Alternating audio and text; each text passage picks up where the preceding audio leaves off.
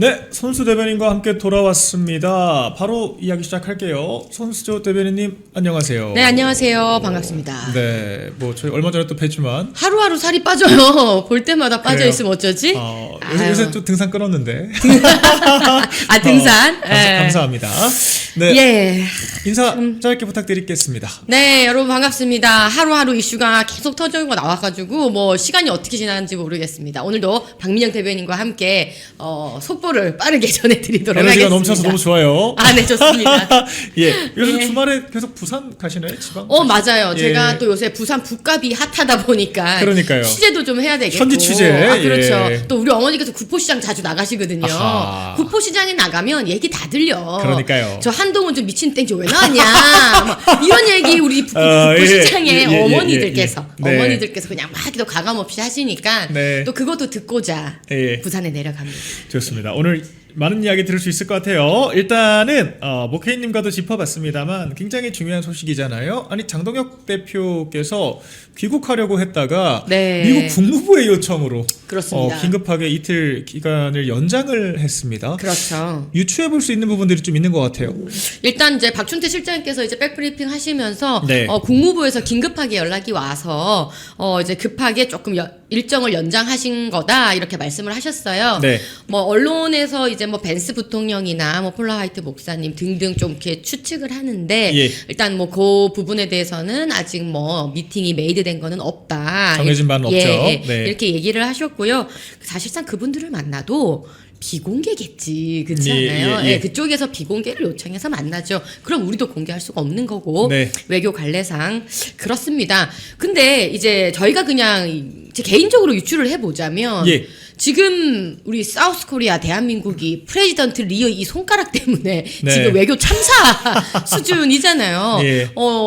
밤에 잠을 안 주무시고 SNS 뭐 새벽 4시에 가짜 뉴스를 막 리트윗하고 지금 이러는 바람에 지금 사우스 코리아가 지금 온지 외신에게서 지금 조롱을 당하고 있어요. 이런 대개 외교 참사가 벌어진 상황이기 때문에 네. 또 미국에서는 미국 공화당에서는 또 보수당, 우리 대한민국의 보수당을 또 만나서 네. 야당 대표와 얘기할 게 있지 않겠습니까? 맞습니다. 예, 그래서 이런 엄중한 시기이기 때문에 아니 이런 이 급박한 시기에 이재명 정권하고 얘기가 안 돼. 네. 얘기가 안 돼. 그래서 장동혁 대표와 좀 긴밀하게 얘기할 부분들이 있지 않을까? 예, 유추해 봅니다. 네, 그러니까 사실 그 미국 행정부, 그러니까 트럼프 행정부 입장에서 아무리 안이 꼽고 마음에 안 들어도 어쨌거나 외교적인 카운터 파트너는 그 우리나라의 정부거든요. 정부 그럼요. 외교부고 이재명 대통령이잖아요. 그렇기 때문에 사실 야당 대표를 만난다라고 하는 것 자체가 만나는 것 자체가 네. 정권에 대한 적대감을 드러내는 것처럼 해석될 수가 있기 때문에 맞습니다. 사실 굉장히 관례적으로 야당 대표를 이 집권당 강요들과 행정부에서 만나는 경우들은 거의 없었어요. 거의 없죠. 그러니까 이미 지금도 사실 굉장한 호의를 보여준 건데 국무부 요청이라고 하면은 네. 일단 뭐 제 추정입니다. 만났다라고 하는 거는 공표될 거니까요. 네. 뭐 벤스 부통령 내지 루비오 국무장관의 요청 정도가 아니고서야 제1야당 대표 발기를 이렇게 멈추게 만들 수 있겠나 추정을 해볼 수 있을 것 같거든요. 그도 그럴 것이 지금 네. 이제 이재명 대통령이 이스라엘에 대해서 그 홀로코스트 얘기를 꺼내면서 수념일 하루 전날에 네. 그런 이제 외교적인 무례를 저질렀잖아요. 네. 그러고도 사과했습니까? 사과도 안 했어요. 그 상황에서 이제 루비오 국무장관의 어떤 성명이 바로 공식적으로 떴죠. 그러면서 이 홀로코스트에 대해서 부정하거나 왜곡하거나 하는 곳이 도대체 어디냐? 어디겠어요? 바로 그 우리 대한민국의 이재명 대통령이 불과 며칠 전에 그 홀로코스트를 부정하고 왜곡하고 했잖아요. 네. 그러니까 이렇게 홀로코스트에 대해서 왜곡이 일어나는 그 어디가 됐던 그 부분에 대해서는 단호하게 이제 얘기를 해야 된다는 성명이 루비오가 나왔잖아요. 우리나라와 이재명을 분리를 좀 시켜야 될 것 같아요. 우리나라 국민들이 동의하는 건 아니고 왜냐하면 이재명의 생각이다. 그리고 네. 이재명 대통령이 이 문제에 대해서 비판하는 우리 국민의힘 야당과 예. 국민에 대해서 매국노라고 그렇죠. 이미 본인이 이제 이지화 시켰어요. 화성인이 쳐들어왔는데 뭐 이러면서 쳐들어왔다. 뭐 이런 얘기를 하면서 아이고야. 먼 눈에는 뭐가 보인다고 본인이 자꾸 이제 외계인처럼 행동을 하니까 네. 다른 사람도 외계인으로 보이는지 어쨌든 본인 스스로가 우리 대한민국 정부와 이재명이라는 사람을 거의 지금 분리시켜 놓은 상황입니다. 네. 예, 그렇기 때문에 이런 이제 국무부에 언짢은 이런 메시지가 사실 있었기 때문에 네.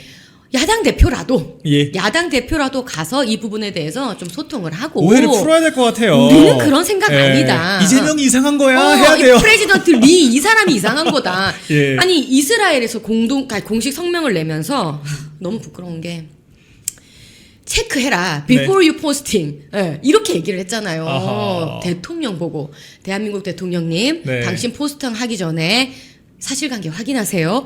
이런 얘기를 이스라엘한테 부끄럽습니다. 들었단 말이에요. 부끄러워요. 우리가 예. 국격이 지금 살살 녹고 있는데 그러니까 이런 상황에서 국무부 요청으로 지금 야당 대표가 급하게 지금 들어갔으니까 아마 내용이 있을 겁니다. 예. 네, 좋습니다. 그래서 지금 여러 국제적인 역학으로 봤을 때 트럼프 행정부 입장에서는 설마 우리 우방이었던 대한민국이 네. 이재명처럼 다 생각을 할까 궁금하기도 오해를 하고. 할까봐 네, 저는 네. 좀 걱정이 되고 이런 오해를 우리 장덕 대표께서 잘 불식을 시켜줬으면 좋겠다 이런 기대를 맞습니다. 좀 해보겠습니다. 자, 두 번째로는 대구에서 또 새로운 사건들이 벌어지고 있어요. 이거 사실 제가 진행자긴 하지만 그 다른 방송에서 몇 번 언급하는 거 들으셨을 거예요. 홍준표 시장이 네. 김부겸이 정말 대구시장 되면 그 공적을 인정받고 총리로 들어가도 전혀 이상해지지 않는 상황이 온다. 그러니까 지역 기반마저 상실한 국민의힘에서 마지막 남은 인적 자원들까지 홍준표 같은 사람들을 필두로 우수수수 끌어당길 수가 있다. 제가 네. 그런 전망을 했었잖아요. 근데 좀 소름 끼치게 그러게요. 그 예측에 들어맞는 상황들이 좀 펼쳐지고 있는 것 같아요. 역시 박민영 대변인. 이거 대답 오십니다. 맞으면 안 되는 예상이에요. 역시는 맞으면 안 됩니다. 이 불길한 예감은 왜 맞는 거야? 그러니까 민주당은 늘 사람을 갈구하고 늘 네. 확장을 하려고 하고 정치를 하거든요. 우리 당은 의자 뺏기만 하잖아요. 제가 그걸 사실 그 얘기하다가 나온 얘기인데 맞습니다. 홍준표 네. 그 전 시장과 이재명의 이 오찬 네. 회동 어떻게 좀 보십니까? 예. 사실 홍준표 전 시장의 어떤 많은 메시지나 이런 것들에 대해서 네. 많은 분들이 비판하고 뭐 여러 가지 각가지 추측이 있었죠. 뭐 이제 총리로 가는 것 아니냐 뭐 이런 추측이 있었는데 홍준표에 대해서 가장 얘기 잘 하는 사람이 누구예요? 배현진 의원이거든요. 아하. 그 얼마 전에도 이 두 사람 간에 설전이 있었어요. 페이스북 설전이. 네. 제가 그래서 그때 참 기가 막히게 그 내용들을 봤는데 다시 한번 찾아봤습니다. 네. 과연 이 홍준표에 대해서 배현진은 무엇이라고 했느냐. 그 봤더니 일생의 동력이 콤플렉스다. 내가 더 도왔다. 그거 한동훈 아닙니까? 뭐 이런 얘기하면서 유유상종이란 말이 나오면서 예. 뭐 그 일생의 동력이 이제 콤플렉스였다. 노년에 집중하시라. 뭐 이런 얘기를 배현진 의원이 했거든요. 네. 근데 그 배현진 의원에 대해서 또 홍준표 시장은 뭐라고 했냐면 인성이 그런 줄 몰랐다. 뭐 이렇게 대받아 쳤었죠. 헛된 욕망의 불나방 인생을 살고 있다. 뭐 이러면서 서로 예, 공방을 펼쳤었는데. 흥미롭네요. 아니 배현진 의원은 그렇게 그 메타인지가 되시면은 한동훈 씨가 좀 보이셔야 될 텐데 얼마나 컴플렉스로 그러게요. 뭉쳐 있는지. 아니 그리고 사실 한동훈 씨도 윤 대통령이 역대급 낙하산으로 데려왔다가 배신을 해가지고 이렇게 비판받고 있잖아요. 네. 배현진 의원도 사실 누가 봐도 홍준표 시장이 픽해서 키워준 그럼요. 사례 아닌가요? 그리고 그 송파 아주 국민의힘 입장에서 우세인 지역에서 네. 거의 단수공천으로 지금 3번 받고 있었는데, 그러니까 이런 식으로 정치를 이제 하던 예. 와중에 어제 큰 거 터졌더만요. 송파에 또 이제 돈 받았다. 예, 돈 네. 받았다. 지금 이게 터졌어요. 근데 이게 본인이 배현진 의원이 조정훈 의원한테 덮어 씌웠던 프레임이잖아요. 맞아요. 돈 받지 않았냐. 근데 그거 지금 똑같이 본인이 한 겁니다. 네. 그래서 뭐 이런 게 지금 터졌던데 뭐 어쨌든 홍준표 전 시장이나 배현진 의원이나 지금 어쨌든 서로에 대해서 그렇게 비판을 하고 있지만 스스로 메타인지를 갖고 그 네. 모습이 내 모습이구나 그냥 열리면 되실 것 같습니다. 두 분 다. 그러니까요. 두 분 다 그 그렇다. 모습이 내 모습이구나. 예, 보시면 될 것 같다. 네. 말씀드립니다. 조금 하나만 이어가 볼게요. 홍준표 시장 그래서 결국에는 대구 선거 결과가 제일 중요할 것 같아요. 네. 대구 결과 일단은 이진숙 위원장 좀 어떻게 될 거라고 보시는지만 짧게 얘기해 볼까요? 이진숙 위원장님과 이제 또 장동혁 대표께서 직접 만나시고 네. 우리 대변인도 가시고 저도 내려가고 해서 예. 계속 소통을 우리가 꾸준히 또 하고 있고 그러니까요. 현장 상황을 계속 또 저도 전해 듣고 있습니다. 예. 아마 장동혁 대표께서 이제 미국 일정을 마치고 또 들어오시면요, 또 계속 그 소통은 또 이어가실 것 같아요. 그게 뭐 일회성으로 한 번 하고 많은 그런 거는 아닌 걸로 제가 알고 있고, 네. 돌아오시면은 또 여러 가지 이야기를 함께 나누시고, 어쨌든 그 두 분이 만나셨을 때 어느 정도 약주도 이제 곁들이면서 네. 우리가 이 자유 대한민국을 지켜야 된다는 그 대의 명분은 네. 서로 너무나 공감을 하고 있으니까 예. 동지로서 그 우애를 다진 것으로 제가 알고 있거든요. 맞아요. 잘 또 해결이 되리라고 저는 전망합니다. 제가 어제 또 그 이진숙 위원장 측의 또 최측근으로 계신 또 한 대표님과 통화를 했는데 위원장님이 그런 말씀하셨다고 해요. 장 대표 만나 보니까 너무 안쓰럽고 불쌍하더라. 만나시면 이 얘기가 나올 수밖에 없죠. 안쓰럽고 불쌍하더라. 그러니까 너무 외로워 보인다. 그래서 제가 소통한 내용으로는 위원장 측에서도 조금 마음의 정리를 하고 있다라고 저는 얼추 이해를 했습니다. 그래서 괜히 우리끼리 너무 좀 감정 상할 만한 이야기를 하기보다는 맞습니다. 수순대로 갈 수 있게 우리가 잘 그럼요. 봉합 국면으로 가야 되지 않겠냐라고 저한테 이제 그분의 의견인 거예요. 말씀을 주셨어요. 그래서 사실 저도 그게 늘 맞다고 생각을 하고 있고 어쨌거나 컷오프라고 하는 거는 또 굉장한 상처이기 때문에 상처를 또 봉합하는 과정들도 필요하지 않겠습니까? 우리가 또 사람의 치유를 해야죠. 네, 맞습니다. 그런 생각이 들었어요. 그래서 그러니까 우리는 그런 거잖아요. 상처 입고 상처 받고 네. 그런 상황 속에서도 꾹꾹 누르고 결국은 김부겸에게 대구를 뺏기면 안 되겠다라는 그 대의 명분. 예. 자유대한민국을 지키는 정말 마지노선의 선거가 이번 지방선거라는 것. 네. 이런 대의 명분으로 우리는 움직이죠. 예. 근데 일부 인사들은 보면 정말 근시안적으로 움직이죠. 뭐 이번에 누구를 도와가지고 내가 어느 자리에 가겠다는 그러니까요. 둥 이런 둥 네. 아니면은 본인이 국민의힘 버젓한 의원이면서 무소속을 돕는 둥 뭐 이런 아주 근시안적인 자기 정치를 하는 그런 정치들을 우리는 보죠. 네. 쉽지 않게 볼 수 있습니다. 어렵지 않게 볼 수 있는데 하지만 이제 이진숙 위원장님이나 장동혁 대표님이나 굵직굵직하게 정치하시는 분들은 큰 대의 명분으로 움직이신다는 말씀을 좀 드리고 싶고 그것은 결국은 김부겸이 되면 안 된다. 네. 그리고 부산 북갑도 마찬가지예요. 뭐 누가 내려올지 모르지만 민주당이 되면 안 된다. 네. 그러기 위해서 우리가 그 대의 명분으로 움직인다는 것을 조금 봐주시면 좋을 것 같습니다. 네, 자연스럽게 좀 넘어가서요. 부산 북갑에 무공천 소동이 좀 있었습니다. 네. 정말 수준 떨어지고 질 떨어지는 기자한테 기사 쓰실 거냐고 물어보는 수준의 그런 질문을 기자들이 공당에게 했다는 것 자체가 한동훈이 그지 같은 얘기를 하면은 걸러 들어야 되잖아요. 식자층 그룹에 속하는 사람들이 저 같으면 직업적인 자괴감을 느낄 것 같은데 이건 기자들도 좀 반성을 하셔야 됩니다.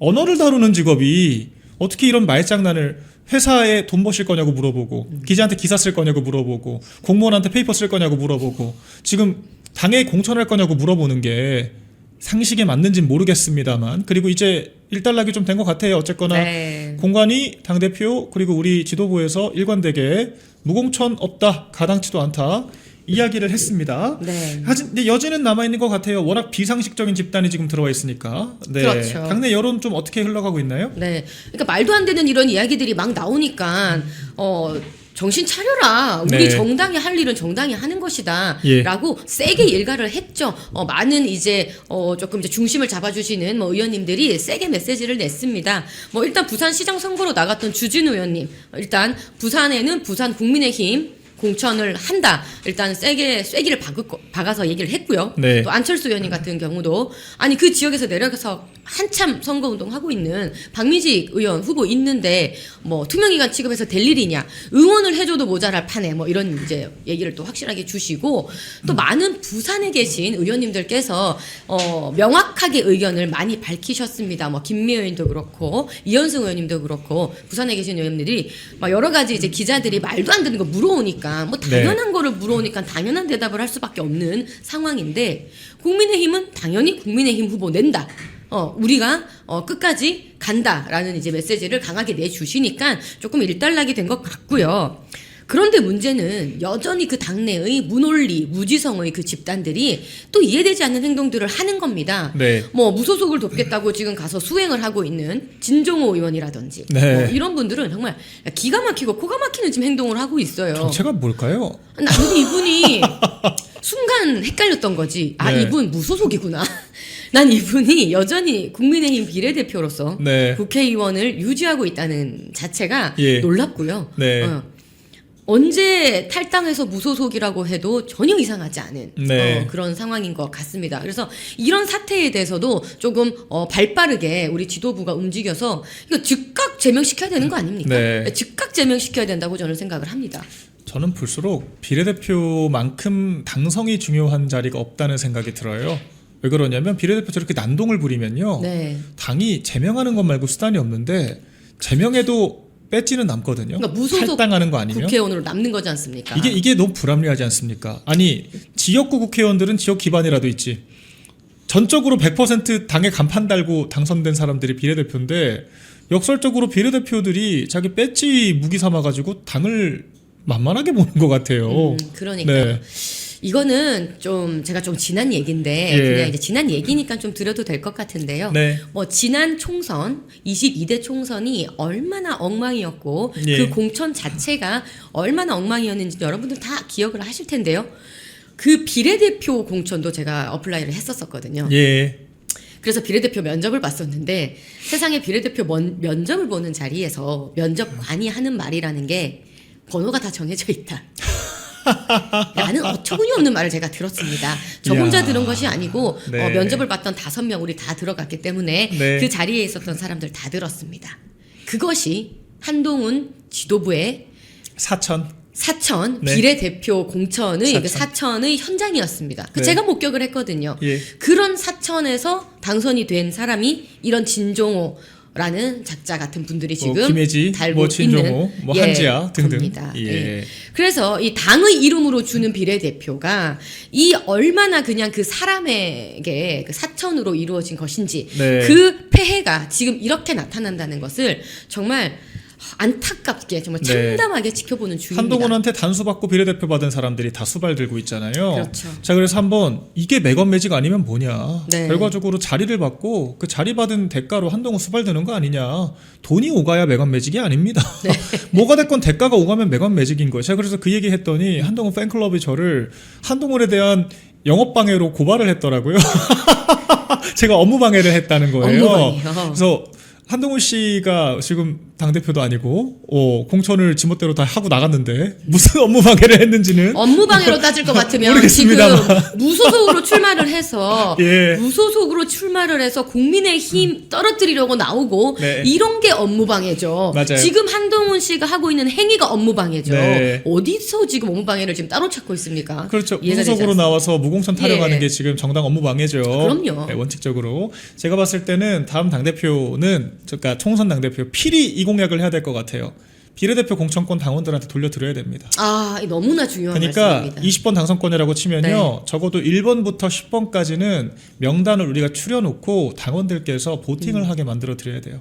그러니까 이 당의 체질이 저는 완전히 진짜 바뀌어야 될 네. 그 터닝 포인트가 저는 오고 있다고 생각을 예. 합니다. 물론 장동혁 대표께서 고군분투하시며 이진숙 위원장님 워딩대로 정말 힘들게 외롭게 네. 불쌍하게 지금 당 체질 개선을 위해서 지금 많은 노력을 하시는데 이게 수십 년 동안 싸워왔던 이런 이제 문화와 네. 이런 체질이기 때문에 절대 단번에 바뀌지는 않아요. 예. 근데 이제 저는 앞으로 우리가 어떻게 당을 이끌어가고 어떻게 변화시켜 가야 되는지는 우리가 계속 공론장에서 이야기하고 우리가 계속 이것을 주장해야 된다고 생각합니다. 네. 그 중에 하나가 바로 이제 당원 주권주의라는 것이고 예. 그 당원들께 어떤 비례대표의 그런 보팅이라든지 여러 가지 당무라든지 이런 거를 돌려드리는 맞아요. 당원들에게 돌려드리는 이러한 일들을 앞으로는 해나가야 됩니다. 네. 예, 아주 중요한 부분 짚어주셨어요. 한동훈의 말 같지도 않은 사천이 우리가 앞으로 정말 당원들의 이 선택권이 얼마나 중요한지를 또 깨닫는 맞습니다. 우리한테 또 아픈 쓴약이 됐다.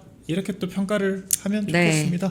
자, 그래서 이 얘기 조금 마무리해 보자면 그래서 부산 북갑 지금 뭐 하정우 나오니마니 하면서 네. 전재수가 이러다가 5월 1일까지 사퇴 안 하고 뻗탱기는 거 아니냐. 네. 어차피 질 바에야 그냥 1년 미루는 식으로 좀 야비하게 갈 수도 있지 않냐라고 하는 얘기도 나오고요. 또 한편으로는 하정우 수석 결국에는 출마 쪽으로 마음 굳혔다. 그러니까 이재명 쪽이 좀 삐졌다는 말이 있어요. 어쨌거나 정청래 콜을 받고 나가는 결과가 되는 거니까. 그렇죠. 이런 여권의 움직임들에 대해서는 어떻게 평가하시나요? 그야말로 야비한 거죠. 네. 그야말로 야비한 거예요. 까르띠에 시계 받고 지금 안 받은 척하고 아까 안 받았다고 하더라고요. 안 받았다고 지금 허위사실 공표한 거예요. 예, 그래서 그 허위사실 네. 공표로 지금 우리 국민의힘에서 지금 고발 들어가고 있습니다. 네, 예, 아유, 그래서 빠르네요. 허위사실 공표 지금 아주 아무렇지도 않게 하고 있는 것도 야비한데 네. 지금 하정우가 지금 나오냐 마냐 서로 지금 명청 갈등 하느라고 이재명 삐지고 뭐 정청래는 밀어붙이고 이러면서 네. 안 될 값에 그러면은 아예 그냥 재보궐을 만들지 말아야 되겠다. 예. 뭐 이런 지금 또 술수를 부리고 있으니 그야말로 야비한 겁니다. 네. 자, 지금 북구 갑 시민분들은 주민분들은 안중에도 없어요. 예. 아니 만약에 재보궐을 안 하고 지금 그렇게 그냥 혼자 도망가 버리면 네. 부산시장 하겠다고 전재수가 북값을 버리고 그냥 도망가 버리면 그걸 낸 것도 사실 지역 주민들한테 그렇죠. 피해예요. 낸 것 자체도. 시장 예. 나갈 생각이 있으면 국회의원 나오지 말았어야지. 그럼요. 지금 시민 비용 이거 다 혈세 낭비하면서 재보궐 열게 만들었으면 네. 100배 사죄하고 북갑 시민들한테 죄송하다고 얘기를 해야 돼요. 그런데 그것도 아무 죄송하다는 이런 방구도 없는데 그마저도 지금 재보궐을 안 하겠다면 그냥 비워두겠다는 거예요. 1년 동안 그 지역 주민들은 그 지역 주민들을 대표해서 뭐 예산 따오고 일할 만한 없습니다. 일꾼이 없다는 거예요. 그렇죠. 그냥 북갑 분들을 버리는 겁니다. 그렇죠. 버리고 도망치는 것밖에 되지가 않아요. 예. 본인들의 정치적인 그 야욕, 정치적인 그런 그 술수만 생각하고 자기들의 명청 갈등, 다음 뭐 민주당의 당권을 누가 갖느냐, 뭐 이재명의 레임덕이 언제 오느냐, 뭐 이런 얄팍한 정치적 술수만 생각하고 네. 정작에 그 북구에 계시는 시민분들의 그 복지라든지 그런 생활이나 이런 소통면이나 이런 것들은 깡그리 무시하는 거예요. 네. 이게 얼마나 야비한 것이냐 네. 다시 한번 짚어야 됩니다. 이거는. 정말 적절치 않습니다. 네. 자, 그래서 마지막으로 이 얘기를 조금 해보겠습니다. 조국 대표 평택 출마. 그러니까 부산도 지금 너무 안타까운 상황인데 그 북구 주민들이 무슨 죄가 있다고 이런 난장판을 겪어야 되는지도 모르겠는데 평택도 지금 만만치 않아요. 네. 평택시인데 평택군이라고 하더라고요. 나 홀로 20세기 평택군에 출마하시는 조국 대표. 평택군이 평택시가 된 지가 30년이 지났습니다. 제 말이에요. 그래서 20세기를 살고 예, 있어요. 20세기를 지금 살고 있는 조국. 그래서 이걸 지적했더니 국민의힘은 왜 내 SNS만 보고 있냐. 뭐 이렇게 얘기를 하는데 보라고 SNS 쓰는 거 아닙니까? 보라고 SNS 쓰니까 본인이 소고기 먹고도 된장찌개 먹었다고 그렇게 지금 보여주게 하려고 SNS 하는 분이 왜 자꾸 자기 SNS만 보고 있냐고 이렇게 얘기를 하는데 정말 이분은 도대체 어느 나라에 살고 있는지 모르겠고요. 야. 이분이 뭐 쿠팡 그렇게 뭐 비판하고 쿠팡 이제 탈팡한다. 탈팡해야 된다고 얘기했는데 정작 딸 조미는 저기 이제 유튜브 하면서 쿠팡에서 이거 샀어요. 뭐 이렇게 자랑하고. 그래서 쿠팡에서 그 판매하면서 거기 이제 뭐 같이 파트너십 맺었다고 맞습니다. 하더라고요. 예, 심지어 거기에 네. 들어가서 지금 판매도 하고 있고. 그러니까요. 네, 도대체 앞뒤가 안 맞는 이분은 어느 단장에 지금 춤을 춰야 될지 모르겠는데요. 네. 어쨌든 이분이 지금 험지로 가겠다면서 평택을 갔어요. 네. 하지만 민주당에서는 당장 평택이 뭐가 험지냐 지금 이러고 나오고 있는데 가장 열받아 보이는 게 지금 김재현 진보당 대표네요. 네. 지금 부글부글 끓고 있어요. 예. 이런 소문이 돌았죠. 평택을 김재현 대표 하게 내버려 두면 울산은 진보당 후보를 빼주겠다. 네. 그래서 울산은 민주당이 먹고 평택은 진보당이 먹는다. 뭐 이런 식으로 거의 뒷거리를 했다는 설이 많이 돌았잖아요. 네. 정말로 그런 설이 돌았다는 얘기가 있었는데 이거를 판을 뒤집어 버렸어요. 네. 조국 대표가. 예. 네. 근데 조금 이해가 되는 면이 있어. 네. 합당하려고 했잖아요. 맞아요. 결혼하려고 한 거거든. 그렇죠. 근데 한쪽에서 거의 김치 싸대기 날린 거지. 김치 싸대기 날리면서 거의 이거 파토 낸 거잖아요. 네. 서운하지. 예, 그렇죠. 파토 났으니까. 그래서 선거 연대라도 하자 이렇게 질척거렸거든요. 조국 대표 쪽에서. 네. 선거 연대라도 하자라는 거는 민주당 너네가 나 나가는데 선거 후보 내지 마. 파혼당했으니까 네. 위자료라도 줘라. 자료를 요거잖아요. 줘라. 예. 이건 해줄 수 있잖아. 네. 뭐 이렇게 했는데 이거 맞아. 또 싸대기 2번 때린 거예요. 아이고야. 네, 정청래 대표 측에서는 네. 아니 우리 후보 다 낸다. 아하. 연대 따위는 없다. 뭐 이렇게 된 거예요. 그러면서 이제 본인들이 아주 아름답게 포장했던 그 선거 연대, 진보 진영 전체가 연대하겠다고 했던 그 연대는 그냥 선거를 앞둔 그냥 이합 집산에 지나지 않았다는 거, 네. 야합에 지나지 않았다는 게 그냥 낱낱이 드러난 겁니다. 네. 조국 대표는 민주당 진영에서도 버려지는 느낌이네요. 사실 지금 그 당내에 발생했던 성추행 문제, 네. 그러니까 감옥에 있으면서 다 보고를 받았음에도 아무런 조치를 취하지도 않고, 그랬죠. 사면 복권되고 나서도 아무런 조치를 취하지도 않아서 피해자가 탈당 기자회견까지 하는 사태가 있었잖아요. 정말 충격적인 사태였는데 맞습니다. 그때 수습을 하는 것이 아니라 이때다 싶어서 엎어진 김에 쇼한다는 식으로 본인이 비대위원장 되고 당대표 됐어요. 스스로 다시 정말 또. 엽기적인 상황인데 지금 뭐 맞습니다. 조국 혁신당 지지율로 보나 뭘로 보나 지금 민주당 입장에서는 굳이 포섭할 이유가 없다라고도 보는 네. 것 같네요. 그러니까 네. 조국 대표는 이제 험지에 가겠다라는 식으로 명분을 잡으려고 했으나 예. 당장 그 말을 들은 민주당 입장에서는 조국에게 험지가 아닌 데가 어디냐. 그렇죠. 지지율이 고작 몇 뭐 프로 조국 혁신당 2% 왔다 갔다 네, 하는데 왔다 갔다 예. 하는데 무슨 다 웰컴하는 곳이 어디냐. 조국에게 모든 곳이 험지다. 뭐 이러면서 뭐 굳이 명분을 찾겠다고 뭐 험지로 가겠다는데 얼토당토 없다. 뭐 네. 이런 반응을 보였죠.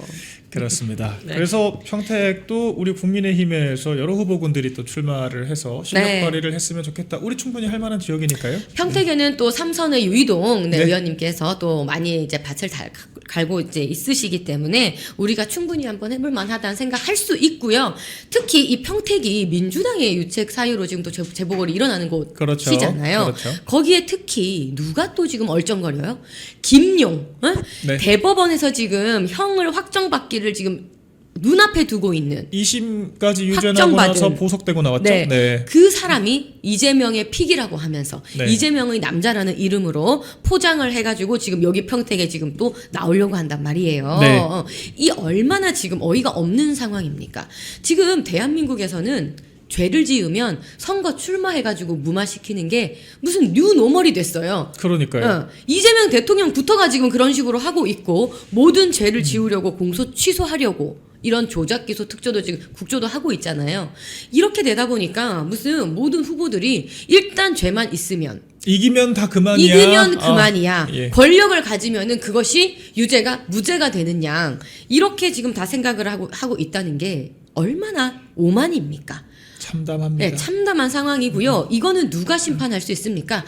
바로 우리 국민분들께서 투표로 심판하는 거 말고는 네. 답이 없습니다. 지금. 일단 까르띠에 안 받았다고 거짓말하는 전대수 네, 허위사실 전 유포. 장관부터 좀 빠르게 단죄를 해야 될 것 같습니다. 맞습니다. 자, 오늘 2부도 저희 알차게 달려봤습니다. 우리 손수 대변인님 마지막으로 네. 우리 시청자분들께 한마디 부탁드릴게요. 여러 가지 진짜 이해가 되지 않는 일들이 정말 하루 걸러 하루 일어나는 나날들인데요. 요즘 지금 이제 국조가 이제 진행되고 있으면서 이 조작기소 국조가 얼마나 살인적인 행위를 벌이고 있는지 어제는 또 대장동 수사를 했던 검사가 극단적인 선택을 하기까지 이르렀습니다. 지난 3대 특검 때 민중기 특검의 그 강압적인 수사 때문에 공무원 한 분이 또 목숨을 달리하지 않았습니까? 정말 이런 살인적인 행태가 현 대한민국에서 벌어지고 있다는 게 너무나 참담합니다. 지난 박근혜 대통령 탄핵 이후에도요, 문재인 정권이 적폐청산이라는 그 미명 아래 얼마나 많은 공무원을 압박하고 또 많은 분들이 유명을 달리하셨습니까? 그 참담한 현상이 다시 벌어지고 있는 이 대한민국 여러분, 정말 여러분의 투표만이 이 상황을 바로잡을 수 있고 균형 잡힌 자유대한민국을 찾을 수 있다는 말씀을 제가 다시 한번 조금 호소드리겠습니다. 국민의힘의 정경욱 대변인님과 함께 해보겠습니다. 대변인님 안녕하세요. 안녕하세요. 네. 저랑은 처음 뵙는 것 같은데. 네, 방송 예. 처음 뵙네요. 전에 이제 우리 이영풍 TV 출연해 주셨었죠? 네, 네, 맞습니다. 예. 네. 그래도 한 번 더 네. 소개와 인사 말씀 네, 부탁드리겠습니다. 알겠습니다. 안녕하세요. 네, 국민의힘 미디어 대변인 맡고 있는 정경욱 변호사라고 합니다. 예, 또 오랜만에 인사드리게 돼서 한 2주 정도 된 것 같습니다. 네. 예, 오늘 즐겁게 한번 이야기 나눠보겠습니다. 네, 감사드립니다. 뭐 사실 뭐 저도 그렇지만 대변인으로 나오셨으니까 네. 일단 좀 당 상황에 대해서 좀 네. 중심적으로 많이 여쭤볼게요. 그 장도혁 대표 방미 예정된 것보다 빨리 출발해서 지금 궁금해하시는 분들 굉장히 많이 계실 것 같습니다. 혹시 뭐 알고 계시는 비밀 이야기, 뭐 누구 만난다라든지 아니면은 박미 왜 하는 거냐라고 네. 했을 때 어떻게 좀 답변 주시겠습니까? 제가 볼 때 이제 뭐 비밀 이야기를 제가 아는 것도 많지 않습니다만 알고 네. 있다고 해도 지금 외교적인 문제라 그렇죠. 비공개 일정으로 일정은. 지금 거의 진행되는 부분들이 많아서요. 아마 지금 언론에 나와 있는 부분들 뭐 하원 의원들 만나시는 일정이나 IRI에서 네. 영어 스피치 하시는 일정 정도 아마 공개된 걸로 알고 있는데요. 기대할 만한 비공개 일정이 아무튼 있다. 있지 않을까 예. 예상이 됩니다. 네. 원래 당초 2박 4일로 일정이 예. 되어 있어서 지금 공개되어 있는 일정은 그때 2박 4일 일정에 다 포함이 되어 있었던 거였어요. 근데 좀 서둘러 가시고 일정이 좀 늘어나게 된 데는 아마 여러분들이 만남을 요청하신 것도 있는 걸로 알고 네. 있고요. 예. 근데 뭐 그 만남에 단순히 뭐 교민 여러분들이 면담을 요청했다 정도로 지금 브리핑은 된 걸로 알고 있는데 그 이상의 좀 외교적 성과가 있지 않을까 싶습니다. 그리고 지금 현재 죄송합니다만 뭐 대통령이 지금 외교를 좀 잘 못하고 있지 않습니까? 이상한 얘기를 막 해요. 예, 지금 아이고 주말에도 또 갑자기 또 X 놀이에 또 빠지셔가지고 네. 예. 깜짝 놀랐습니다. 예. 영상이 사실 처음 올라왔을 때 저도 실시간 영상인 줄 알고 사실 순간적으로 굉장히 놀랐어요. 그래서 네. 아니 어떻게 이런 실시간 영상이 올라왔나. 물론 영상 자체가 좀 자극적이고 충격적이긴 했습니다. 그리고 기본적인 우리가 인류애라고 하지 않습니까? 네. 어느 진영에서 일어난 일이든 간에 그 영상을 보고 좀 뭐 그런 생각이 들 수는 있겠지만 대통령이라면 이것이 어떻게 된 사안인지 어떠한 내용인지 사실관계를 명확하게 확인을 하시고 뭐 X를 하셔야 되지 않나. 물론 뭐 제가 시간을 확인을 못했습니다만 또 새벽에 지금 뭐 국정조사가 지금 뜻대로 풀리지 않고 박상용 검사가 아주 강하게 저항하고 계셔서 네. 그것 때문에 또 밤잠을 못 이루느라 보시다가 발견한 거를 X에 올리셨는지도 모르겠습니다만 필터링 없이. 필터링 없이 또 검토 없이 이제 올리신 게 아닌가 싶은데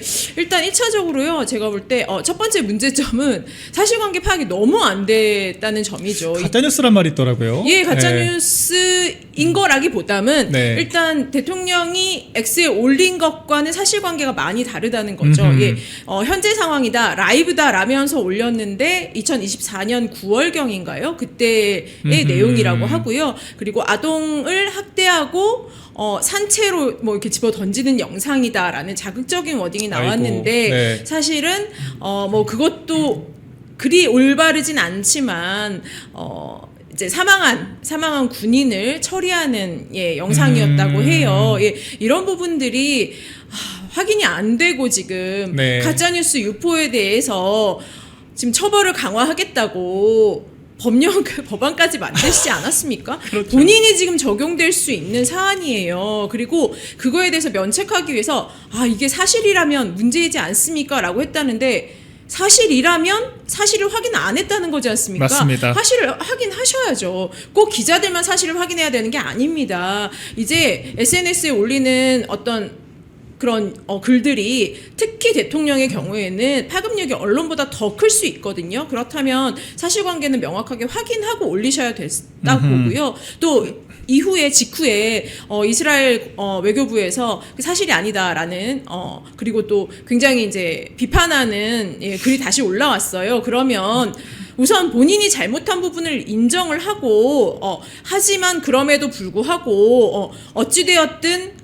인도주의적 차원에서 영상에 문제점이 있다는 점을 말하고 싶었다라는 변명이 뒤에 나와야 되지 않겠습니까? 그런데 뭐 본인이 또 변명하진 않았죠. 외교부에서 대신 또 변명을 해줬는데 또 그거에 맞받아쳐서 또 본인이 잘못이 없는 양 또 이렇게 말씀을 하시고 이 내용이 과연 뭐 잘잘못 사실관계 인정 여부를 떠나서요. 대통령으로서 과연 외교적으로 적절한 그리고 적절한 언사인지에 대해서 좀 스스로 평가를 좀 해보셨으면 좋겠습니다. 남에게만 그렇게 칼날 같은 비판을 잣대를 들이대지 마시고요. 본인이 지금 중요하게 발의하셨던 그 법안에 수범자 이라는 사실을 굉장히 예. 법조인답게 정제한 언어로. 굉장히 정제되게 말씀드리겠습니다. 제가 네. 대통령에 대한 비판을 너무 많이 한다는 또 지적을 좀 들어서요. 아유, 계속 해야죠. 그래도 조금 예. 우아하게 해보려고 합니다. 좋습니다. 수감자 있지 네. 않습니까? 지금 뭐 재판이 지금 5개 정지되어 있지 않습니까? 거기 하나 더 추가하실 수가 있습니다. 네. 아니 실제로 이거는 4월 6일자 기사인데요. 이재명 대통령 직접 본인 입으로 이렇게 얘기했어요. 중동 전쟁 전시 상황에 가짜 뉴스 퍼뜨리는 건 반란 행위다. 맞습니다. 지금 본인이 반란 행위를 반란행위죠. 하고 있는 거네요. 지금 매국노가 되셨죠 스스로. 네, 당황스럽습니다. 죄송합니다. 네. 지금 장 대표님 방금 또, 방미 이야기하다가 다시 제가 나올게요. 그래서 이쪽으로 아니 넘어갔죠. 그러니까 대통령이 지금 그 외교적인 역할을 전혀 못하니까 지금 맞습니다. 오죽하면은 지금 야당 대표가 근데 나서겠느냐 이거죠. 사실 네. 공식적으로 야당 외교라는 것도 상당히 중요한 역할을 할 수 있습니다. 현재 지금 대통령이 우리 동맹 관계인 미국과 이스라엘을 직접적으로 공격하는 듯한 혹은 반대의 편을 지지하는 듯한 이런 입장을 취하고 계시고 또 미국의 그 트럼프가 군사 파병해달라라는 요청에 대해서 제대로 답변도 하지 않고 사실상 거부 의사를 밝힘으로 인해서 굉장히 좀 난처한 상황이지 않습니까? 이런 상황에서 장 대표가 미국에 방문을 해서 공화당 관련된 인사들을 많이 만나서 트럼프에게 우리의 입장, 우리나라의 입장이 지금 대통령이 단순히 X에 올리는 그것이 전부가 아니다라는 것을 전달하는 것은 굉장히 안보에 있어서 너무나 중요한 역할을 할 수 있다고 보고요. 또 현지에 가서 그 김인석 총리가 얘기했던 한라인 네. 지금 이번에 따오시지 않겠습니까? 네. 아주 중요한 분들 많이 만나서 향후 우리나라 안보를 책임질 수 있는 여러 가지 중요한 인맥들을 많이 만들어 오실 거라고 생각하고요. 그러한 인맥을 구축하는 것이 향후 우리나라의 글로벌 리더로서의 역할뿐만 아니라 또 우리 정당이 얼마나 안보 정당으로서의 능력이 있는지 이런 것들을 보임으로써 오히려 저는 지방선거에 큰 도움이 될 수 있다고 생각합니다. 지방선거에 물론 후보들과 함께 지역을 함께 도는 것도 의미가 있지만요. 지금 우리 당이 여러 지금 과정을 거치면서 좀 불신을 받고 있기도 하고 좀 사실은 미움을 사고 있지 않습니까? 네. 많이 좀 속상하신 부분들이 많았을 텐데요. 그럼에도 불구하고 국민의힘이 민생을 위해서 정말 당대표부터 열심히 일을 하고 있구나라는 인식을 가지실 수 있도록 최선을 다하고 있는 모습이라고 생각합니다. 네, 너무 감사드립니다. 그래서 장 대표 방미 일정에 대한 의미 한번 짚어봤고요. 두 번째로는 참 이 얘기 조금 이제 뭐 지겨워하시는 분들도 계실 텐데 네. 실제로 좀 지겨운 뉴스를 계속 만드는 분이 계세요. 그렇죠. 주호영 의원, 그러니까 네. 원효숙 변호사께서는 아니 항고는 결과 나올 때까지 한참 걸릴 텐데 네. 항고 걸어놓고 지금 괜히 명분 쌓기 그러니까 그냥 적당히 드롭할 건데 명분 쌓기 하는 거 아니냐 이렇게 평가를 해주셨어요. 근데 오늘도 한동훈과 소통 중이다. 무소속 포함해서 모든 가능성 열려 있다. 또 이렇게 거듭 얘기를 했습니다. 가능성 있다고 보시나요? 저는 주호영 의원이 육선을 한 데는 다 이유가 있다고 생각합니다. 네. 이분이 이기지 못할 선거에는 나가시지 않을 거라고 아하. 생각하고요. 네. 저는 처음에 컷오프 이후에 대노하셨다, 극대노하셨다는 소식을 듣고 주변에서 걱정하는 이야기에도 저는 아마 이분이 무소속으로 나오시지는 못할 것이다. 왜냐하면 사실 이진숙 방통위원장의 그 여론조사 결과에도 미치지 네. 못하는 그렇죠. 결과를 받으셨는데 굉장히 조심스럽게. 맞습니다. 예. 근데 지금 우리 당의 옷을 입고 나가셔도 지금 네. 어렵다 하는 이 판세에 지금 육선 마지막일 수도 있는 나머지 2년의 임기를 버리고 감히 무소속으로 출마를 하시고 또 만에 하나 그로 인해서 정말 표심이 갈라져서 만약 여당에게 대구시장까지 내어준다 하면 결국 대구시장 선거의 패배는 그 원인이 주호영 의원이 될 수밖에 없습니다. 네. 그런 망고의 역적이 되시는 길을 가지 않을 거라고 저는 확신하고요. 네. 아마 주한 연대는 서로의 필요에 의한 것이 아닐까. 언론 플레이에 지나지 않지 않을까 아하, 싶고요. 네. 사실 뭐 주호영 의원 같은 경우에는 지금 장 대표에 대한 화풀이를 하고 있는 거라고 생각합니다. 아하.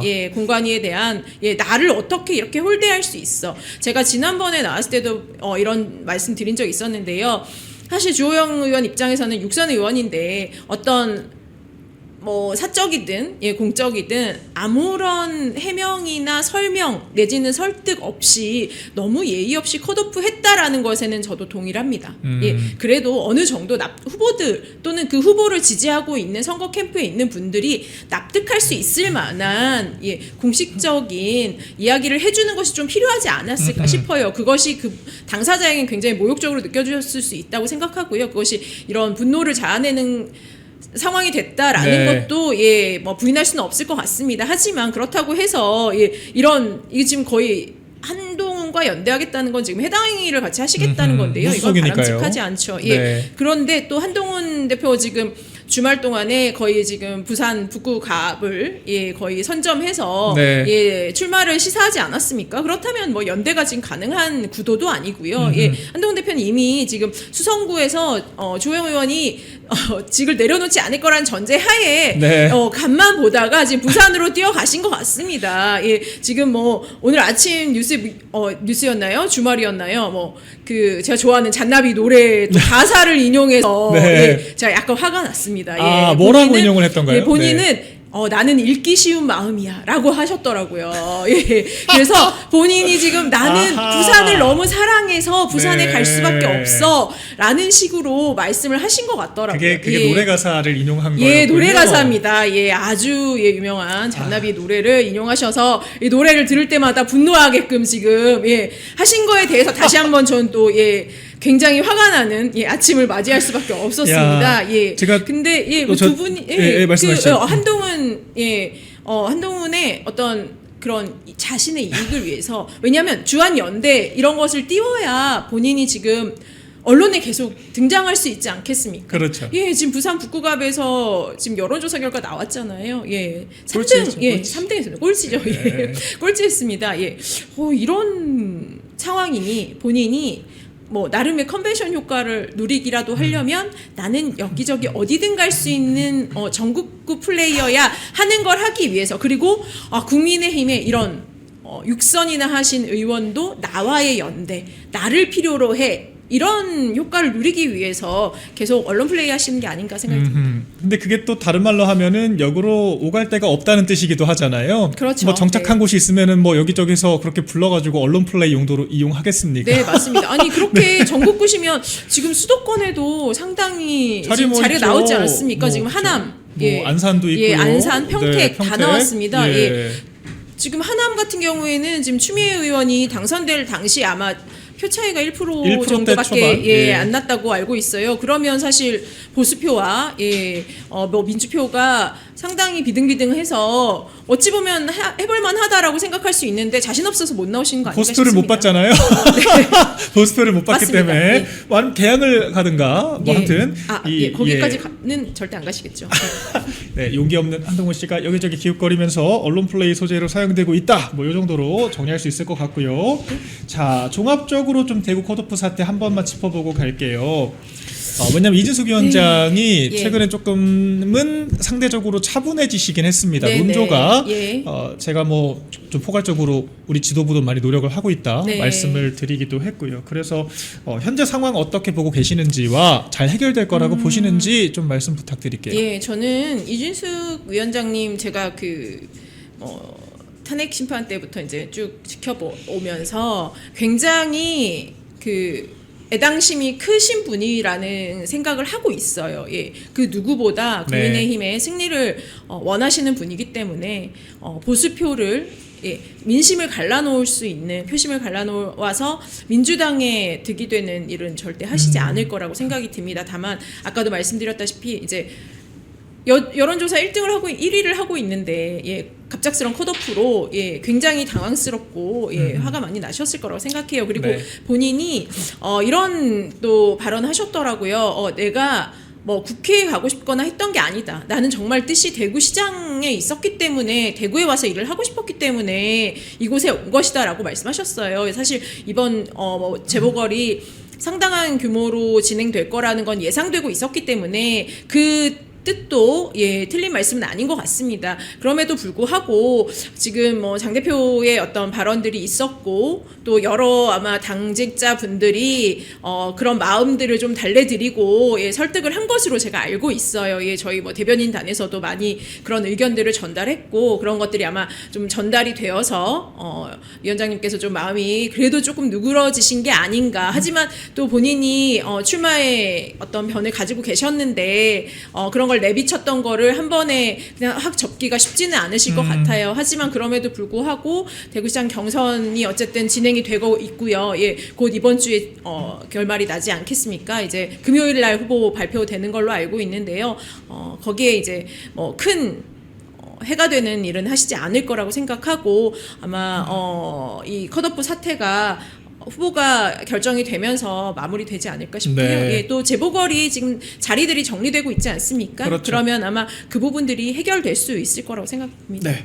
이준숙 위원장의 이 날선 칼날이 우리 당이 아니라 민주당을 향했을 때 서로가 정말 빛날 수 있지 않을까 이런 생각을 해봅니다. 자, 다음으로는 좀 서울시장 판세로 가볼게요.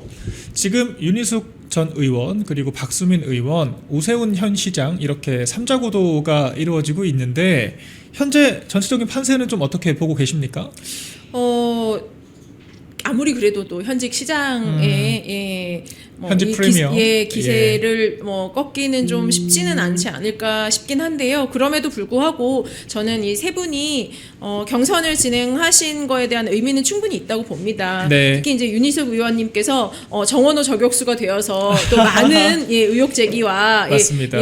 그런 것들을 해준 것은 우리에게 큰 의미가 있다고 보고요. 사실 이것이 뭐 정원호가 선거를 뭐 승리할 수 있을지에 대해서 의문을 가지는 사실 당연히 되는 것처럼 막 끌고 가고 있었는데 뭐 그런 부분에 일조를 한 것 같아서 이 경선이 사실 컨벤션 효과도 있었고 또 그로 인해서 오세훈 시장은 본인이 왜 오선을 해야 되는지에 대해서 또 그리고 앞으로 어떤 정책으로 시민들에게 소구를 받을 수 있을 것인지에 대해서 다시 한번 아주 열정을 가지고 생각해 볼 수 있는 기회가 될 수 있다고 생각을 해요. 네. 경선을 거치지 않고 올라가셨으면 그냥 당연히 내가 현직인데 한번 더 하면 되지. 내가 그래도 그동안에 10년 동안 잘 해왔잖아요. 네. 뭐 이런 상황이 됐을 텐데 그보다는 조금 더 긴장한 상태에서 그리고 또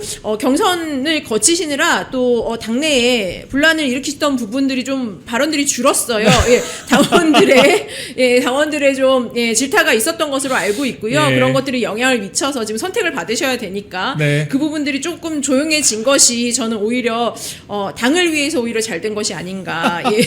죄송합니다, 시장님. 이게 대변인단 임기를 가지고 또 이제 그런 말씀을 그런 하셨기 때문에 당사자들이 나와 있어요. 맞습니다. 사실 뭐 여러 가지 의미가 담긴 거였고요. 또 뭐 오 시장님 입장에서는 당의 지도부와의 어떤 뭐 약간의 이런 불협화음 때문이었지. 나중 가서는 내가 대변인단 누구누구 그렇게 맞습니다. 얘기한 적 없다. 없다 이렇게 하셨어요. 그렇게 하셨어요. 그러셨을 겁니다. 또 많이 와전이 됐을 거고요.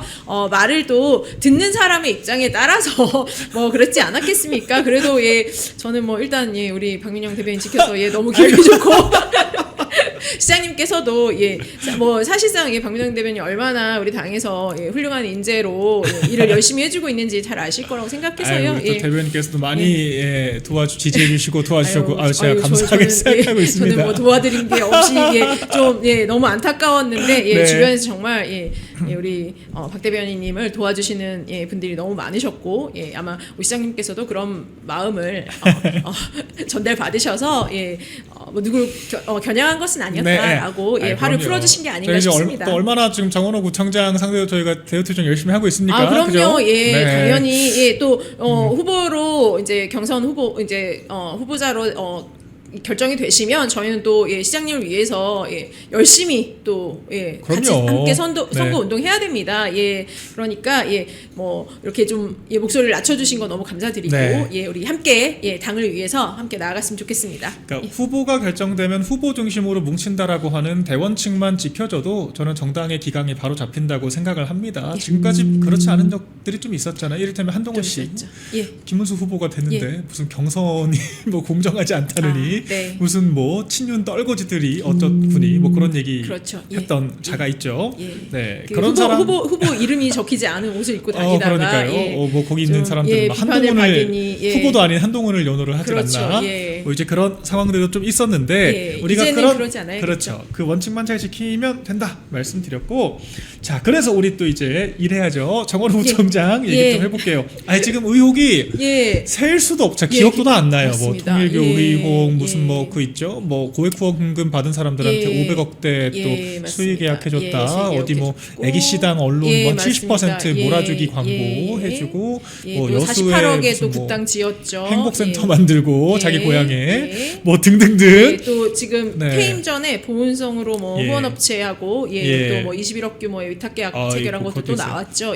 칸쿤 외유성 또 출장 그리고 칸쿤, 여론조사 조작 있었고. 지금 선거법 위반까지. 제가 이 부분을 좀 강조해서 말씀드리고 싶은데요. 다른 것들은 아마 수사가 이루어지려면 시간이 좀 많이 걸릴 수 있습니다. 그렇죠. 관계자들도 많고요. 특히 그냥 대놓고 말씀드리면요, 이런 뭐 구청장이 어떤 수의계약으로 위탁을 해서 500억대에 물론 한 업체에 준 것은 아니지만 특정 업체 몇 곳에 이제 이게 집중이 되어 있어요. 이런 것이라고 하면 소위 이제 뭐 건설업계에서는 이런 것들 이제 백마진 받는다고 얘기하거든요. 그 백마진이 꼭 현금으로 받는 것이 아니더라도 아마 후원금, 뭐 기타 등등의 뭐 여러 가지 이익들로 비경제적 이익도 있을 수 있습니다. 이런 것들을 법에서는 형법적으로 뇌물죄라고 하거든요. 뇌물에 해당합니다. 비경제적 이익도 그렇죠. 이런 것들을 받았을 수 있다는 의혹이 충분히 제기될 만한 지금 사항이고, 또 퇴임 전에 또 이런 위탁 계약도 있었던 거 3년치를 한꺼번에 또 계약을 했대요. 이런 것들 상당히 그 업체가 하필이면 또 고액 후원 업체이기도 하고요. 이런 것들 근데 조사하는데 아마 상당히 오래 걸릴 거여서요.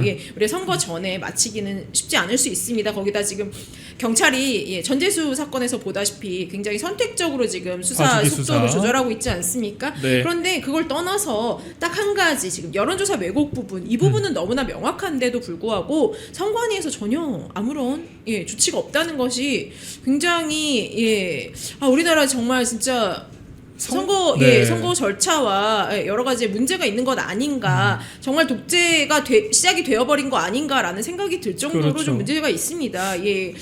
지금 공선법 위반 혐의 이제 여러분들 다 이제 들어서 알고는 계시겠지만 그 우리 장해찬 부원장님 말씀을 또 안 드릴 수가 없는 게 가장 시급할래니까요. 그렇죠. 실제로 여론조사 기관에서 내준 수치 그대로이지만 지지층이라는 글자가 작다는 이유로 대법원까지 가서 이 부분 유죄 확정 판결을 받았습니다. 그런데 지금 정원호 전 구청장은 이 부분 아예 수치 자체를 본인들이 재해석한 겁니다. 재환산이라는 표현을 썼어요. 재환산. 재환산하는 것 자체가 여론조사를 왜곡한 거고요. 그 수치가 50%를 넘는 걸로 나와서 본인이 절대적인 지지를 받고 있는 것처럼 보이게 해서 밴드웨건 효과를 누리려고 한 거잖아요. 이거 자체가 공선법 위반에 정말 명확하게 위반되는 겁니다. 그런데도 불구하고 민주당에서 이런 사람을 지금 50% 넘게 4.19 경선에서 그냥 과반 투표로 본선 직행 티켓을 줬어요. 지금 또 주말에 민주당 또 문제점들이 있었죠. 여러 가지들이 있었는데 특히 이제 그 음주운전. 천영미 뭐 시장 안산시장 후보인가요? 그분이 저 뭐 음주운전 저가 한 게 있습니다. 그런데 대통령도 저가 있잖아요. 대통령 안 뽑으셨나요? 저한테 사과하세요라고 하시더라고요. 너무 깜짝 놀랐습니다. 저 이게 안하무인이에요. 저는 이게 뭐 기획된 약간 연기 영상 아닌가라고 생각을 할 정도로 그냥 기사를 막 뒤져봤어요, 제가. 근데 실제로 있었던 거더라고요. 그래서 지금 민주당 의원들 그다음에 소속 당원들, 그다음 민주당 지지자들의 이 도덕적 해이와 이 범죄에 대한 불감증이 너무 심각한 것 같습니다. 그러니까요. 예, 네. 지금 정원호 후보자는 만약에 당선이 되더라도 지금 당선 무효형이 확정이 되면 보궐을 치러야 되는 심각한 상황이거든요. 634번칙 따르면 1년 안에 재보궐 낼 수 있잖아요. 예, 그죠? 맞습니다. 네. 예, 그러면 내년에 또 이 큰 규모의 선거를 국민 혈세를 들여서 또 해야 됩니다. 물론 뭐 보궐할 때 하니까라고 하실 수도 있지만 서울시장 선거는 또 그 경선 과정과 여러 가지 비용들이 엄청 많이 드는 큰 선거이지 소통령이라고 않습니까? 하잖아요. 예, 맞습니다. 10조 예산을 거느리는데. 예, 그렇죠. 예, 그런 선거를 다시 해야 될 정도인데도 불구하고 또 그래서 민주당의 그 경선 후보자들 박주민 후보나 다른 후보들이 엄청나게 공세를 폈음에도 불구하고 정원호를 과반으로 뽑아줬다는 걸 저는 정말 경악을 금치 못하겠습니다. 네, 좀 충격적이죠. 그러니까 우리 국민의힘은 너무 우리 사람을 안 지켜서 조금 문제인데 민주당은 약간 오히려 결집을 하더라고요. 맞습니다. 예, 뭔가 예. 악재가 터지면 우리 당은 훅 떨어지는데 네. 민주당은 여론조사 기관도 분석할 말이 없으니까 위기의식에 지지층이 결집을 해서 반등했다. 예, 맞습니다. 리스크가 터져도. 예. 지금 단독 과반이 원래 여론조사 안 됐는데 단독 과반 되는 조사 만들려고 재완산을 했는데 네. 실제로 단독 과반을 그렇죠. 만들었다는 거 아닙니까? 예, 맞습니다. 위기 리스크 터지고 예. 나서 이게 지금 좀 숫자를 특이해요. 맞추는 예. 게 굉장히 신기합니다. 뭐 예. 애기씨 굿당에서 점도 봐준다던데 굿당에서 알려준 숫자를 쓰신 네, 건지 무속 시장의 죄송합니다. 탄생인가. 이거는 그냥 제가 웃자고 네. 드린 말씀입니다. 네, 좋습니다. 네, 그래서 그 633 원칙에 따르면 1년 안에 재보궐 선거가 날 수 있고 이 경우에는 장해찬 부원장 사례보다 더 심각하기 때문에 그리고 아까 언급해 주신 것 예, 중에 맞습니다. 장해찬 부원장도 150만 원 벌금형이니까 예, 맞습니다. 5년 피선거권 박탈 예. 있잖아요. 선거법은 100만 원 넘어가면은 예. 피선거권 박탈 그리고 당연히 현직도 다 당선 무효가 되기 예, 때문에 맞습니다. 네, 자리 물러나야 한다. 근데 이거 보통 선관위가 이런 시급한 상황들은 좀 유권 해석을 해주지 않나요? 맞습니다. 왜냐면 당이 좀 판단을 해야 되니까요. 예, 그렇죠. 그러니까 리스키한 후보를 내지 않게끔 좀 나중에 선거비가 또 발생하는 상황을 막게끔 유권 해석을 해주는데 그냥 경찰에 사건을 그 이송을 했어요. 네, 지금 성동 이것도 좀 경찰서에서 이례적이지 않나요? 수사를 네. 하게끔 했죠. 예. 저는 이게 선관위가 선관위 조직에 있는 문제점을 지금 지적해서 감사를 원래 못하게 되어 있죠. 선관위는 법률상 감사를 못 받게 되어 있는데 지금 비리가 있다는 의혹이 많이 제기가 됐었어요. 근데 그 가족 채용. 부분들이 지금 다 덮여져 있는 상황이에요. 그런 문제점들이 지금 정권에 의해서 문제 제기가 다시 될까봐 알아서 숙이고 있는 게 아닌가 하는 생각이 듭니다. 선관위조차도 지금 정권에 부역하고 있다라고 말씀드리고 싶습니다. 이번 정권에서는 감사원이 선관위를 감사하는 것 자체도 불가능하게 막자 이런 법안도 올렸던 걸로 제가 기억을 해요. 그리고 감사원장이 또 변호인단 출신 아닙니까? 그렇죠. 네, 뭐 감사할 일도 없겠네요. 대장동 변호인단이 나라를 다 꽉 쥐고 있습니다. 좋습니다. 그래서 심판이 심판 노릇도 못하는 이런 상황에서 우리 국민 여러분께서 이 상황을 엄중하게 바라보셔야 한다. 이렇게 정리를 좀 해볼 수 있을 것 같고요. 우리 대변인님 끝으로 시청자 여러분들께 한마디 부탁드리겠습니다. 이제 우리 당도 큰 서울시장, 대구시장 후보자가 이번 주 내로 결정이 될 겁니다. 말도 많고 그랬지만 좋은 후보자를 내고 우리 당이 바로 서기 위해서 겪을 수밖에 없었던 내용이라고 생각해 주시고요. 후보자들에게 아낌없는 지지 보내주시기 바랍니다. 그리고 이번 선거에 대해서 장 대표가 그렇게 말씀하셨더라고요. 어떤 균형추를 맞추기 위한 마지막 기회다. 정말 지금 입법부, 사법부, 지금 선관위도 정권의 눈치를 보느라 수사를 제대로 하지 못하고 있고요. 이런 부분들이 지금 지방선거까지 파란색 일색이 되게 되면 정말 견제할 세력이 전혀 없어지게 됩니다. 이런 부분들을 꼭 마음에 새기시고 투표장에 가주시길 바라고요. 지금 니들끼리 싸우는 거 너무 꼴보기 싫어, 투표하기 싫어 하시는 분들 다시 한번 내가 살아가는 곳입니다. 여러분들이 살아가는 곳이고요. 여러분들이 하는 결정이 결국 내일의 내가 사는 우리 사회, 우리 나라가 어떻게 될지 결정하는 것이니까요. 그런 부분 생각하셔서 꼭 투표에 임해주시기 바라겠습니다. 콩TV를 사랑하시는 시청자 여러분, 대한민국은 지금 체제 전쟁 중입니다. 연성 파시즘 체제로 갈 것이냐 아니면 자유민주주의 체제를 지킬 것이냐. 이를 위해서는 결단과 용기가 필요합니다. 민주당의 정보통신망법이 통과되어서 오는 7월부터 시행이 됩니다. 이렇게 되면 언론 자유 훼손은 물론이고 자유우파 유튜버들의 산업 생태계에 심각한 지장이 예상됩니다. 여러분, 어떻게 해야 되겠습니까? 여러분들의 도움이 필요합니다. 여러분들이 우잘사 회원에 가입하셔서 대한민국 체제전쟁에 승리하고 국민의힘 장동혁 지도부를 지켜내고 정보통신망법을 비롯한 언론 자유를 심각하게 훼손하는 여당발 공세에 대응해 주시기 바랍니다. 우잘사 회원 많이 가입하셔서 함께 가는 여정을 만들어 갑시다. 감사합니다.